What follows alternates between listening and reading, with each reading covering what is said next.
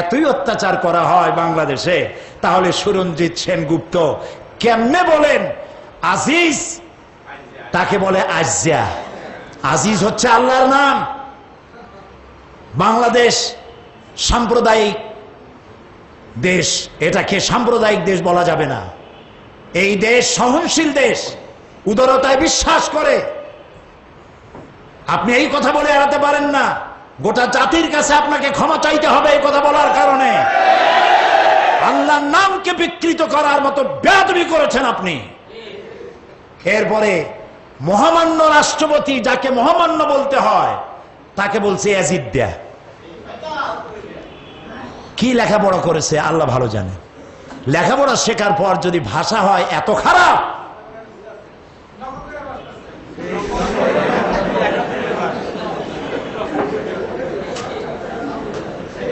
আমাদের দেশের চাইতে, বাংলাদেশের চাইতে সাম্প্রদায়িক সম্প্রীতি পৃথিবীতে কোথায় আছে?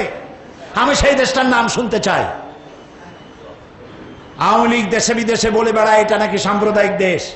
জোট সরকার দেশে সাম্প্রদায়িক সম্প্রীতির নজির স্থাপন করেছে। অমুসলিমদের জন্য জোট সরকার যা করেছে তার একটি ফিরিস্তি আপনাদের সামনে তুলে ধরছি। আওয়ামী লীগ আমলে দেশে দুর্গাপূজা মণ্ডপের সংখ্যা ছিল 13,025টি। জোট সরকার এই সংখ্যা বৃদ্ধি করে 17,000-এ উন্নীত করেছে।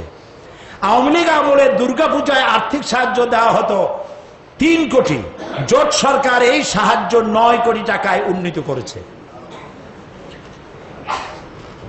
জোট সরকার হিন্দু ধর্মাবলম্বীদের সন্তানদের ধর্মীয় শিক্ষা প্রদানের জন্য মন্দির ভিত্তিক শিক্ষা ব্যবস্থা করেছে, চালু করেছে।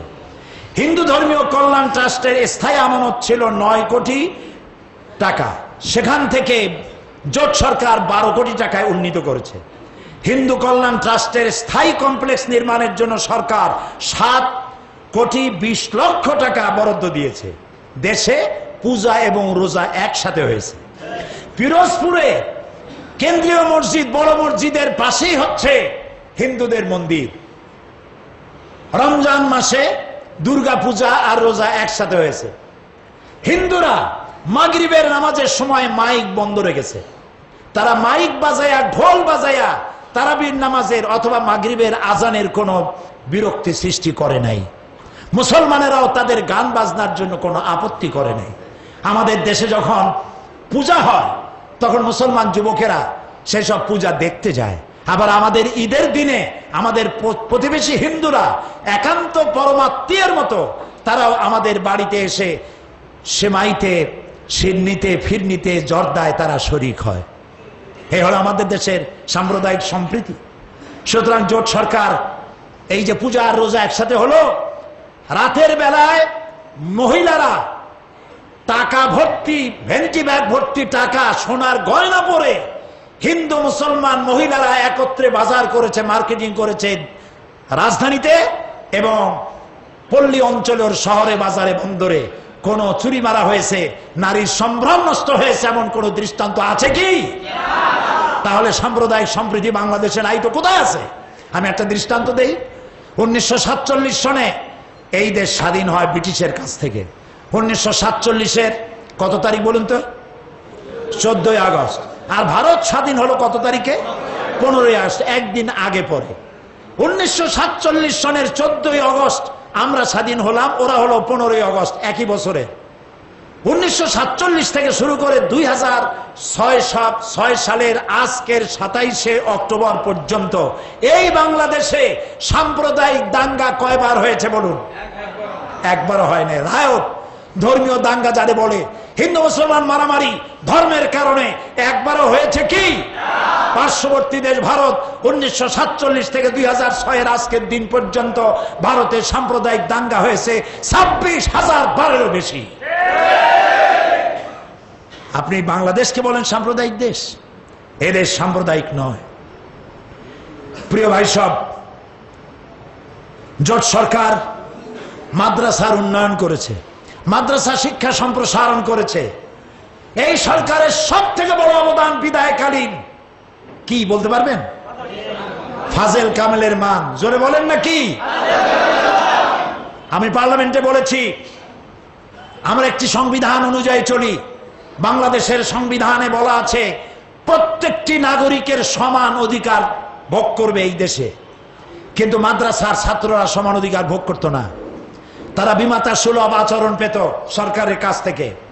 একই মেধা শক্তি সম্পন্ন ছাত্র কলেজ ভার্সিটি পড়াশোনা করে বিসিএস পরীক্ষা দিয়ে প্রশাসনে যোগদান করে তারা দেশ গঠনে জাতি গঠনে অবদান রাখতে পারত। কিন্তু মাদ্রাসায় পড়ার পর ফাজেল আর কামেল পাশ করে কি হবে? হয় তাবিজ লিখবে, না হয় ওয়াজ করবে, না হয় ইমাম হবে, না হয় মাদ্রাসার শিক্ষক হবে, আর না হয় দেখবে কার বাপ কবে মরে জানাজা দিয়ে 10 টাকা পাবে। এই বেইজ্জত অসম্মানজনক জীবন যাপন করতে হতো মাদ্রাসার ছাত্রদের। দীর্ঘদিন পর্যন্ত আমরা আন্দোলন করেছি।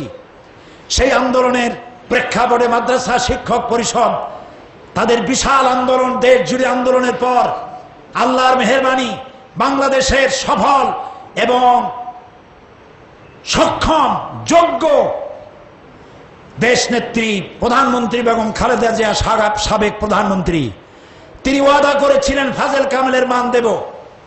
নানা ধরনের ঘাত প্রতিঘাত, নানা ধরনের চক্রান্ত ষড়যন্ত্র অতিক্রম করে বিদায় লগ্নে সরকার বিদায়ের একদিন আগে ফাজেল কামেলের মান দিয়ে বিদায় হয়েছে। ফাজেল পাস করার মানে হলো ডিগ্রি পাস, কামেল পাস করার মানে হলো মাস্টার্স কমপ্লিট করা। ফাজেল কামেলের মান দিল যে সরকার, আলেমদের মর্যাদা দিল যে সরকার, আল্লাহ তাআলা এই সরকারকে আবারও মর্যাদা দিয়া ক্ষমতায় বসিয়ে দাও। এরপরে কওমি মাদ্রাসার সনদের স্বীকৃতি দিয়েছে এই সরকার, যা কেউ কোনোদিন দেয় নাই। কওমি মাদ্রাসার কোনো উপায় ছিল না, আর একটা মাদ্রাসা করা, শিক্ষকতা করা, ইমামতি ছাড়া কোনো জায়গা ছিল না। তাদেরকেও স্বীকৃতি দিয়েছে এই 4 দলীয় জোট সরকার। এরপর ইবতেদায়ী মাদ্রাসাগুলোকে প্রাইমারি স্কুলের মতো শিক্ষার উপকরণ তাদেরকে ফ্রি বিতরণ করে দেওয়া এবং প্রাইমারি স্কুলের সমকক্ষ করে দেওয়ার জন্য সরকার হাতে নিয়েছিল কার্যক্রম। সময় শেষ হয়েছে, পারে নাই। আল্লাহ যদি ক্ষমতায় আবার আনেন, শুরু করবেন ইবতেদায়ী দিয়ে ইনশাআল্লাহ। প্রিয় ভাই সব, এরপরে এই সরকারের আরেকটি বড় কাজ হলো ইমাম মুয়াজ্জিনদের চাকরি বিধি। চাকরের চাকরি, তাও বলা হয় আগামী মাস থেকে আসবে না। ড্রাইভারকে বলা হয় আগামী মাস থেকে আসবে না, কিন্তু ইমামকে বলা হয় জোহরে দেখলাম, বিকেলে যেন এই চেহারা আর দেখি না। ইমাম মুয়াজ্জিনের চাকরির কোনো দাম নাই। সেই ইমাম মুয়াজ্জিনদের চাকরির বিধিমালার জন্য আমি বিল উত্থাপন করেছিলাম। ধর্ম প্রতিমন্ত্রী পার্লামেন্টে দাঁড়িয়ে বলেছেন 8ম সংসদে এটাই সবথেকে বাস্তব এবং পবিত্র প্রস্তাব। এই প্রস্তাব গৃহীত হলো, প্রস্তাব গ্রহণ হলো। সরকার এটাকে সমস্ত কার্যক্রম সেরে প্ল্যানিং কমিশনে দিয়েছে। প্ল্যানিং কমিশন থেকে অর্থ কমিটিতে গিয়েছে। অর্থ কমিটি ইমাম মুয়াজ্জিনদের চাকরি বিধিমালা এবং সার্ভিস রুল পাস করেছে। এরপরে জোট সরকারের আরেকটি কথা বলে আমি এই আমল শেষ করব। জাতীয় মসজিদ বাইতুল মুকাররম অবহেলিত অবস্থায় পড়েছিল। এই সরকার বিদেশি অর্থায়নে এই মসজিদের সম্প্রসারণ এবং মসজিদের সৌন্দর্য বৃদ্ধির জন্য ভ্রাতৃপ্রতিম দেশ সৌদি আরবের কাছে দরখাস্ত করেছিল। সৌদি গভর্নমেন্ট বাংলাদেশ সরকারের এই বাংলাদেশের সম্মানের প্রতীক জাতীয় মসজিদ বাইতুল মুকাররমের সৌন্দর্য বৃদ্ধির জন্য 26 কোটি টাকা বরাদ্দ করেছে। 165 ফিট মিনার দাঁড়িয়ে গেছে। যাই দেখবেন বাইতুল মুকাররমের সামনে মিনার কি সুউচ্চ মাথা নিয়ে দাঁড়িয়েছে। ওখান থেকে ঘোষিত হবে দৈনিক 5 বার আশহাদু আন্না মুহাম্মাদুর রাসূলুল্লাহ। বাইতুল মুকাররমের সম্প্রসারণ, সৌন্দর্য বৃদ্ধিকরণের কাজ এখন সম্পন্ন হওয়ার পথে। সুতরাং যে সরকার শান্তি দিয়েছে, সমৃদ্ধি দিয়েছে, উন্নয়ন দিয়েছে, সেই সরকারকে আবারও ক্ষমতায় আনার জন্যে আমাদের জানমাল যতটুকু আছে সবকিছু কোরবানি করতে প্রস্তুত আছে কি? আল্লাহ তাআলা তৌফিক দিন, আমরা বলি আমিন। পার্লামেন্টে ঢোকার সময় বেরোবার সময় উভয় অবস্থায় স্পিকারকে সম্মান জানাবার উদ্দেশ্যে মাথা ঝুঁকাইয়া সম্মান প্রদর্শন করিতে হইবে। আমি বললাম কোথায় আছে দেখেন। উনি আমার দেখাইলেন rules of procedure article number 267 পরিষ্কার লেখা, উনি যা বললেন সেটাই লেখা দেখলাম। কিন্তু আমি কথা বলতে সাহস পাইলাম না। নতুন মানুষ দাঁড়াইলে কি জিগায়, কি কব, আবার বেকুব সাজি নাকি, পার্লামেন্টে কেমনে কথা বলতে হয় সেগুলো তো বিধি জেনে কথা বলতে হবে। আমার সময় লাগলো 2 দিন বিধি স্টাডি করতে। বিধি স্টাডি করে 2 দিন পর আমি ফ্লোর নিলাম। আমি ফ্লোর নিয়ে স্পিকারকে বললাম, আমার ইমানের সাথে, সংবিধানের সাথে, রুলস অফ প্রসিডিওর সাথে কন্ট্রাডিকশন হয়েছে। আমার সংবিধান বলে শহীদ প্রেসিডেন্ট জিয়াউর রহমান সাহেব তিনি সংবিধানের ভিতরে লিপিবদ্ধ করেছিলেন সমস্ত কাজ হবে, রাষ্ট্রের সমস্ত কাজ হবে আল্লাহর উপর ঈমান এবং অবিচল আস্থার কে কেন্দ্র করে। তো আল্লাহর উপরে আমরা ঈমান এনেছি, আমরা মুসলমান। উনি সেটা পার্লামেন্ট, উনি সেটা সংবিধানে লিপিবদ্ধ করেছেন। আর মুসলমান আল্লাহ ছাড়া কাউকে রুকু সেজদা দিতে পারে না। আপনার সামনে মাথা নত করা এটা রুকুর শামিল, এভাবে মাথা নিচু করা জায়েজ নাই, হারাম। 15 মিনিট কোরআন এবং হাদিস দিয়ে আমি এই বক্তব্য রাখলাম। তিনি হুমায়ুন রশিদ চৌধুরী সাহেব ছিলেন তখন স্পিকার। তিনি বললেন, মাওলানা সাহেব আমি আপনার সাথে সম্পূর্ণ একমত, কিন্তু এইভাবে তো আমি এটাকে বন্ধ করতে পারবো না, আপনাকে নোটিশ দিতে হবে। আমি নোটিশ দিলাম, আওয়ামী লীগ সরকার আমার নোটিশ ডিপ ফ্রিজের মধ্যে আটকাই দিল। 5 বছর চলে গেল, আর নোটিশ উঠলো না।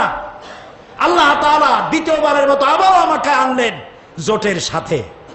আমি আবার পার্লামেন্টে কথা উত্থাপন করলাম, সেই নোটিশ দিলাম, নোটিশ উত্থাপিত হলো, মিটিং হলো, গড়াতে গড়াতে 5 বছরের শেষ দিনে, যেদিন শেষ হলো পার্লামেন্ট, তার আগের দিন আমি মনে করলাম এ সরকার আমলেও বুঝি হলো না। শেষ দিন দেখতে পেলাম প্রত্যেক টেবিলে কাগজ এসেছে, রুলস অফ প্রসিডিওরের আর্টিকেল নম্বর 267 ঝুঁকাইয়া শব্দের সামনে ক্রস শব্দ এসেছে। মাথা ঝুঁকানোর প্রয়োজন নাই, পার্লামেন্টে কিয়ামত পর্যন্ত আর মাথা ঝুঁকাতে হবে না। পার্লামেন্টে মাথা ঝুঁকানোর মতো শিরক থেকে বাঁচার যে বক্তব্য আল্লাহ তাআলা তার গোলামকে দান করেছিলেন, এজন্য যদি এতটুকুন সওয়াব আল্লাহ আমাকে দেন, তার 90 ভাগ পাওনা আপনাদের। যেহেতু আপনারা ভোট না দিলে আমি ওখানে যে কথা বলতে পারতাম না। আপনারা বিরাট কাজ করেছিলেন, যার জন্য এটা সম্ভব ছিল। সুতরাং পার্লামেন্টে আপনারা পাঠিয়েছিলেন, আল্লাহর রহমত ছিল, গিয়েছিলাম। আমি তাদের আমলটা চোখে দেখেছি। 2001 থেকে শুরু করে 96 থেকে শুরু করে 2001 সাল পর্যন্ত তাদের কাজটা আমি চোখে দেখেছি। আমি সেই চিত্র আপনাদের সামনে তুলে ধরছি। আওয়ামী আমলে খুন হয়েছিল সারা দেশে 20 সহস্রাধিক, নারী নির্যাতন হয়েছিল 18 সহস্রাধিক, শিশু নির্যাতন হয়েছিল 1793টি, ধর্ষণ হয়েছিল 7 সহস্রাধিক, ডাকাতি হয়েছিল 10 সহস্রাধিক, সাংবাদিক খুন হয়েছিল 9 জন, সাংবাদিক নির্যাতন হয়েছে 5 শতাধিক, চুরি সহ সাধারণ অপরাধ সংগঠিত হয়েছিল 5,70,000। এবং শেষ আমলে গিয়ে 2001 সালের 1 জানুয়ারি থেকে নিয়ে শুরু করে 30 জুন পর্যন্ত 26,000 আলেমদেরকে গ্রেফতার করা হয়েছিল। বাইতুল মুকাররমের মসজিদের ভিতরে ঢুকে মসজিদের মুসল্লিদেরকে পিটিয়ে মসজিদের ফ্লোরকে রক্ত দিয়ে লাল করে দিয়েছিল। ইহুদিদের মতো অঘোষিতভাবে বাইতুল মুকাদ্দাসের চতুর্দিকে যেভাবে 144 আছে, ওইভাবে বাইতুল মুকাররমের চতুর্দিকে তারা অঘোষিতভাবে 144 দিয়ে রেখেছিল। আলেমদের রক্ত দিয়ে বাইতুল মুকাররম ভিজিয়ে ফেলেছিল। 26,000 আলেমদেরকে গ্রেফতার করেছিল। 252টি মাদ্রাসার এমপিও ভুক্তি বিনষ্ট করে দিয়েছিল, ক্যান্সেল করে দিয়েছিল। এইভাবে করে তারা দেশের আলেম ওলামাদের উপর নির্যাতন করেছে, মানুষের উপর নির্যাতন করেছে। এখন তারা বুঝতে পেরেছে নির্বাচনে জেতার কোনো উপায় নাই। এখন তাদের উপলব্ধি এসেছে নির্বাচনে জেতার পথ নাই। তাই একা তো পারবো না, এই জন্য আরো কিছু, এমনি নিজে ছিল ভূত, কান্দে চড়াইছে শয়তান। কেন বললাম? এই জন্য বলেছি ওরা হলো ধর্মনিরপেক্ষবাদী, আর সাথে যারা আসছে সবগুলি প্রায় নাস্তিক। ধর্মনিরপেক্ষ শুধু না, নাস্তিক ধরনের। এরা নামাজ রোজায় আল্লাহ রসুলে কয়জনে বিশ্বাস করে আল্লাহই জানে, আপনারা ভালো করে বলতে পারবেন। बर्बाद गुलिस्तां के लिए एक ही उल्लू काफी है, गुलिस्तान के हर शाख पे उल्लू बैठे हैं, फिर अंजाम गुलिस्तान क्या होगा। ফুল বাগান ধ্বংস করার জন্য একটা হুতুম পেশা যথেষ্ট, কিন্তু 14টা হুতুম পেশা এসে বসছে ফুল বাগানে। এখন এই বাগানের অবস্থা কি হবে আল্লাহই জানে। প্রিয় ভাই সব, বিগত 4.5 বছরে তারা 62 দিন হরতাল করেছে। একদিনের হরতালের ক্ষতি হয় 400 কোটি টাকা, তাহলে 62 দিনে প্রায় 25,000 কোটি টাকার ক্ষতি করেছে তারা এই গরিব দেশে। গত জুলাই মাসে আওয়ামী লীগ 693টি গার্মেন্টস ফ্যাক্টরি ভাঙচুর করেছে, অগ্নিসংযোগ করেছে, দেশের মারাত্মক ক্ষতি সাধন করেছে। এছাড়া আওয়ামী লীগ গত মে মাসের প্রথম দিকে শুধু ঢাকা, টঙ্গী এবং সাভারে 1475টি গাড়ি ভাঙচুর করেছে। গাড়ির মালিকও জানে না কোন অপরাধে তার গাড়ি ভাঙা হচ্ছে। গত 18ই সেপ্টেম্বর পল্টনের মহাসমাবেশে শেখ হাসিনা তার কর্মীদেরকে লাঠি এবং লাঠি আর বৈঠা নিয়ে আসতে বললেন ঢাকায়। তার পিতা বলেছিলেন যার কাছে যা আছে তাই নিয়ে ঝাঁপায় পড়ো।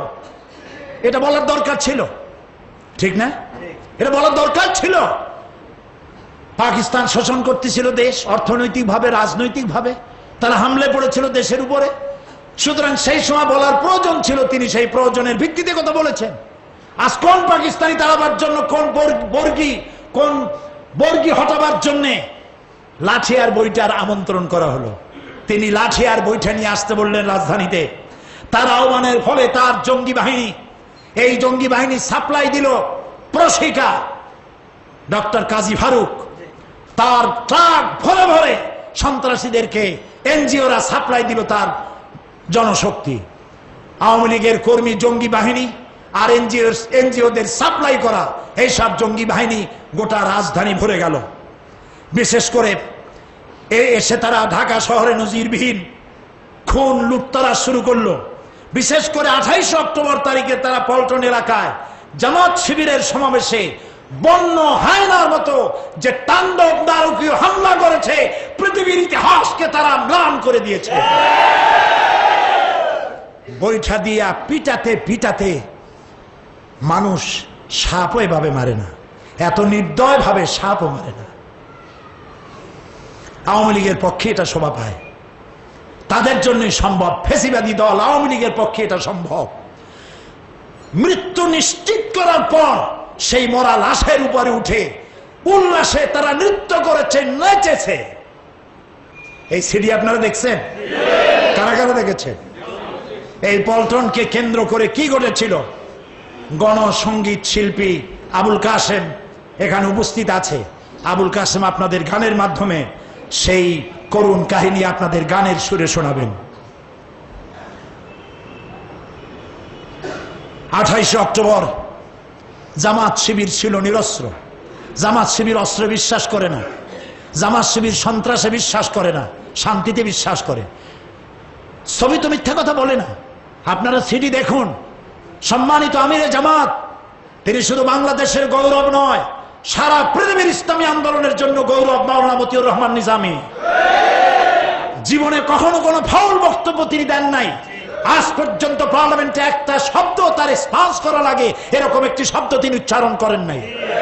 তিনি যখন বক্তৃতা করতেছিলেন 28 অক্টোবর পল্টনে, তখন তার বক্তৃতার সময় বোমা ফুটতেছিল, আমি পাশে বসা। বোমার পড়ছে সমানে, তার ভেতরেও কর্মীদেরকে উত্তেজিত করার মতো একটি শব্দ তিনি ব্যবহার করেন না। তিনি বলেছেন ব্যালট বিপ্লবের মধ্য দিয়ে আমরা এই সন্ত্রাসের জবাব দেব, এই কথাই তিনি বলেছেন। সুতরাং সেখানে জামাত শিবিরের 6 জন নেতা কর্মীকে তারা নির্মমভাবে হত্যা করেছে। আহত হয়েছিল 6 শতাধিক। আমি বিভিন্ন হসপিটালে রোগীদের আহতদেরকে দেখতে গিয়েছি, চোখের পানি সামলাতে পারিনি। কি অপরাধ ছিল তাদের, কি অপরাধ! একটা মানুষ, স্বাধীন দেশ, প্রত্যেকই বক্তব্য রাখার অধিকার আছে, কথা বলার অধিকার আছে। দোকান ভেঙেছে মানুষ, রাস্তার পাশে ফুটপথে দোকান দেয়। কত গরিব হলে সেই ফুটপথের সমস্ত দোকানদার দোকানগুলিকে আগুন দিয়ে জ্বালিয়ে পুড়িয়ে শেষ করেছে। আমি আল্লাহর কাছে বলবো, আল্লাহ 28 অক্টোবর যে রক্তগুলি পড়ল পল্টনের মোড়ে, আল্লাহর কাছে বলি রব্বুল আলামিন এর প্রত্যেকটি ফোঁটা রক্ত ইসলামী আন্দোলনের জন্য, 4 দলের বিজয়ের জন্য প্রত্যেকটি রক্ত ফোটা নিয়ামত এবং রহমত হিসেবে ফাউন্ডেশন করে দাও, ভিত্তি হিসেবে গ্রহণ করে নাও। আর সেদিনের 28 তারিখের এই রক্তের প্রতিটি ফোঁটা, রক্তের প্রতিটি বিন্দু যেন অভিশাপের বহ্নিশিখা হয়ে 14 দলকে জ্বালিয়ে পুড়িয়ে ভস্মীভূত করে বাংলাদেশ থেকে চিরকালের জন্য বিদায় করে দেয়।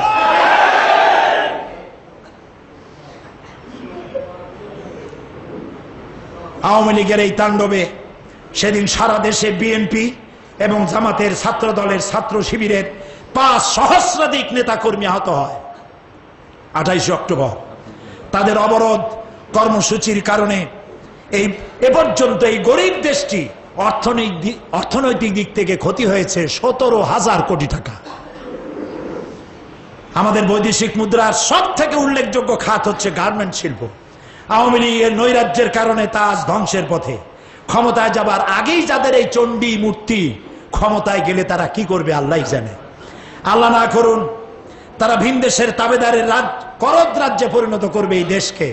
সেই জন্য আজ আমাদেরকে সাবধান হতে হবে, সতর্ক হতে হবে। আওয়ামী লীগকে কোন অবস্থায় ক্ষমতায় আসতে দেওয়া যাবে না। আওয়ামী লীগ অত্যন্ত পরিকল্পিত পরিষ্কার ভাষায় বলে দিয়েছে, আমরা যদি আবার ক্ষমতায় যেতে পারি তাহলে ধর্মভিত্তিক রাজনীতি নিষিদ্ধ ঘোষণা করব। বলেছি কিনা বলেন? আপনারা শুনেছেন কিনা বলেন? সমস্ত মিডিয়াগুলি জেনেছে, বলেছে। আওয়ামী লীগের নেত্রী, 14 দলীয় নেত্রী, তিনি নিজে বলেছেন। সুরঞ্জিত সেনগুপ্ত তিনি নিজে বলেছেন, পার্লামেন্টের ভিতরে বলেছেন, তারা ক্ষমতায় গেলে ধর্মভিত্তিক রাজনীতি নিষিদ্ধ ঘোষণা করবে। তার অর্থ কি? তার অর্থ হলো 72 সনের সংবিধানকে রিভাইভ করা। 72 সনের সংবিধান রিভাইভ করার অর্থ কি? রিভাইভ করার অর্থ হলো সংবিধানের শিরোনাম থেকে বিসমিল্লাহ মুছে যাবে, বিসমিল্লাহ থাকবে না। স্পিকারের মাথার উপরে যেখানে বিসমিল্লাহির রহমানির রহিম লেখা আছে ওটা থাকবে না। সংবিধানে আল্লাহর উপর ঈমান এবং অবিচল আস্থার কথা যেখানে লেখা আছে সেটা থাকবে না।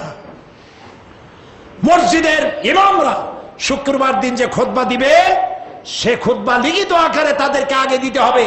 তারা অনুমতি, যে আয়াত যে হাদিসের অনুমতি দিবে সেইটা বলতে পারবেন, এর বাইরে বলতে পারবেন না।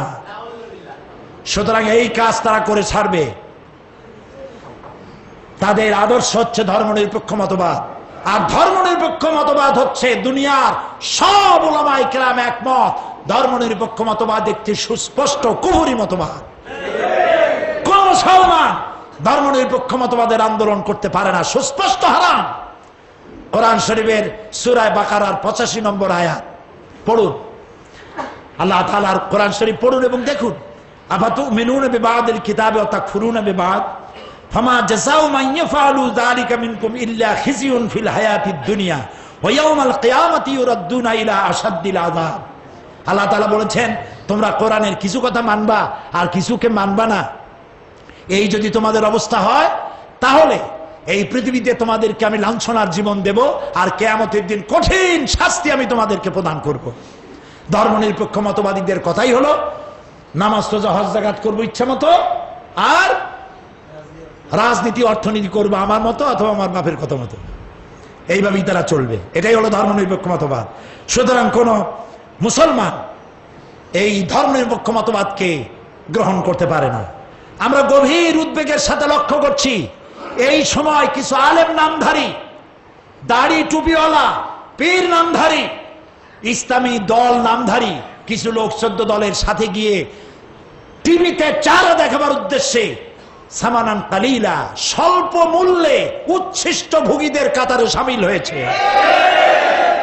এরা আলেম নামের কলঙ্ক, এরা মুফতি নামের কলঙ্ক, এরা পীর নামের অভিশাপ। কোন মুসলমান ধর্মনিরপেক্ষ মতবাদে বিশ্বাসী হয়ে আন্দোলন করতে পারে না। কারণ কোরআন হাদিস অনুযায়ী ধর্মনিরপেক্ষ মতবাদে বিশ্বাসে থাকাকালীন যদি মৃত্যু হয়, জান্নাতের কোনো গ্যারান্টি নাই। কারণ ধর্মনিরপেক্ষ মতবাদীরা আল্লাহ এবং রসুলের সমস্ত কথাগুলি জীবনের সব ক্ষেত্রে মানতে তারা রাজি নয়। পরিশেষে আমি আপনাদের খেদমতে আরজ করতে চাই, দেশের শান্তি শৃঙ্খলা এবং স্বাধীনতা, অস্তিত্ব, অখণ্ডত্ব হেফাজতের জন্যে চার দলীয় ঐক্য জোটকে আবারও ক্ষমতায় আনতে হবে এবং আওয়ামী লীগকে যে কারণগুলি বললাম এই কারণেই 14 দলকে আর ক্ষমতায় আসতে দেওয়া যাবে না। সেই জন্য জান মাল সবটা নিয়ে ময়দানে নামতে হবে, বীরের মতো মুজাহিদের মতো সংগ্রামী ভূমিকায় অবতীর্ণ হতে হবে। সারা বাংলাদেশ, শুধু পিরোজপুর নিয়ে আমাদের মাথায় যন্ত্রণা নয়, যন্ত্রণা সারা বাংলাদেশ নিয়ে।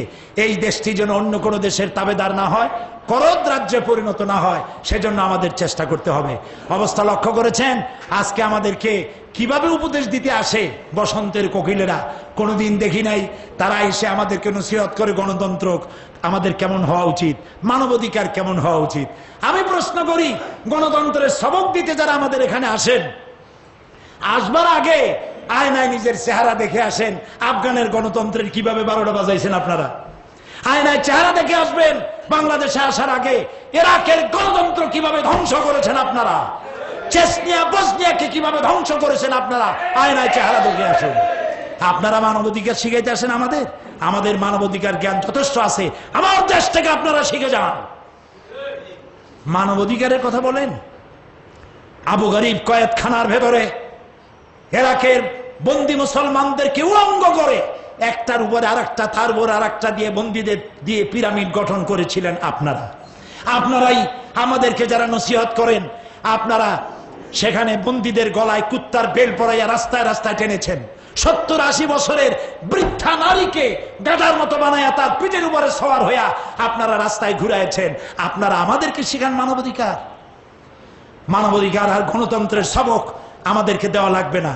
আমরা যথেষ্ট সভ্য এবং ভদ্র জাতি, সারা পৃথিবীর মধ্যে সবচাইতে বেশি সম্ভ্রান্ত, সম্মানিত এবং গণতন্ত্রে বিশ্বাসী, সহনশীল জাতি বাংলাদেশের জনগণ।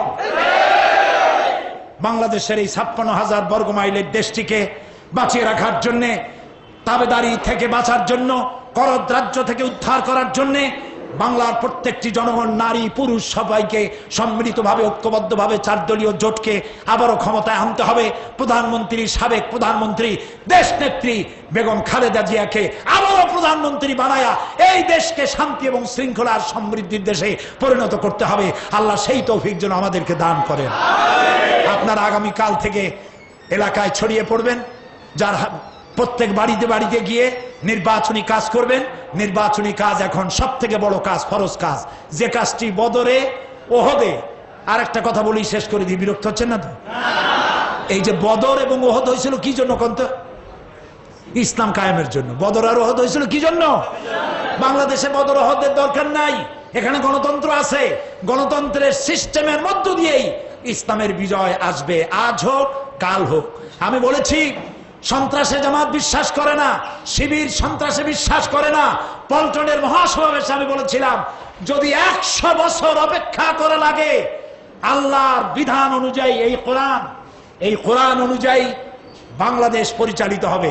এজন্য যদি 100 বছর অপেক্ষা করা লাগে, জামাত ইসলামী 100 বছর অপেক্ষা করবে, তবুও সন্ত্রাসী পথে পা রাখবে না, সন্ত্রাসের আশ্রয় গ্রহণ করবে না, করবে না, করবে না।